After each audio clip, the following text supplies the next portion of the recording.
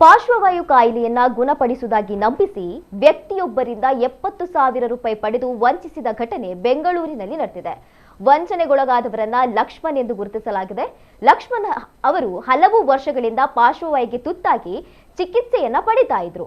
ಹಲವು ಆಸ್ಪತ್ರೆಗಳಲ್ಲಿ ಚಿಕಿತ್ಸೆ ಪಡೆದ್ರೂ ಏನೂ ಪ್ರಯೋಜನ ಆಗಿರಲಿಲ್ಲ. ಹೀಗಿರುವಾಗ ಇದೇ ವಿಚಾರವನ್ನ ದುರುಪಯೋಗ ಪಡಿಸಿಕೊಂಡ ವಂಚಕರು ಅವರನ್ನ ಸಂಪರ್ಕಿಸಿ ವಿಶೇಷ ಚಿಕಿತ್ಸೆಯ ಮೂಲಕ ಗುಣಪಡಿಸುವುದಾಗಿ ನಂಬಿಸಿದ್ದಾರೆ.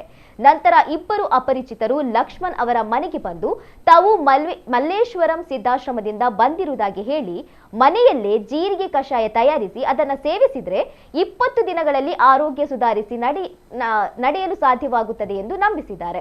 ಜೊತೆಗೆ ಚಿಕಿತ್ಸೆ ಮತ್ತು ಮಸಾಜ್ಗಾಗಿ 70,000 ರೂಪಾಯಿ ವೆಚ್ಚವಾಗುತ್ತದೆ ಎಂದು ಹೇಳಿದ್ದಾರೆ. ಅವರ ಮಾತು ನಂಬಿದ ಲಕ್ಷ್ಮಣ್ ಹಣವನ್ನ ನೀಡಿದ್ದಾರೆ.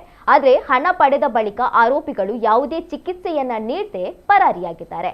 ಅವರ ಮೊಬೈಲ್ ಫೋನ್ ಕೂಡ ಸ್ವಿಚ್ ಆಫ್ ಆಗಿದ್ದು ಸಂಪರ್ಕಕ್ಕೆ ಸಿಕ್ಕಿಲ್ಲ. ಅನುಮಾನಗೊಂಡ ಲಕ್ಷ್ಮಣ್ ಮಲ್ಲೇಶ್ವರಂನ ಸಿದ್ಧಾಶ್ರಮಕ್ಕೆ ತೆರಳಿ ವಿಚಾರಿಸಿದಾಗ ತಮ್ಮ ಮನೆಗೆ ಬಂದವರು ಆಶ್ರಮದವರಲ್ಲ ಎಂಬುದು ಗೊತ್ತಾಗಿದೆ. ಈ ಕುರಿತು ಲಕ್ಷ್ಮಣ್ ನೀಡಿದ ದೂರಿನ ಮೇರೆಗೆ ಪೊಲೀಸರು ಪ್ರಕರಣ ದಾಖಲಿಸಿಕೊಂಡು ತನಿಖೆಯನ್ನು ಮುಂದುವರಿಸಿದ್ದಾರೆ.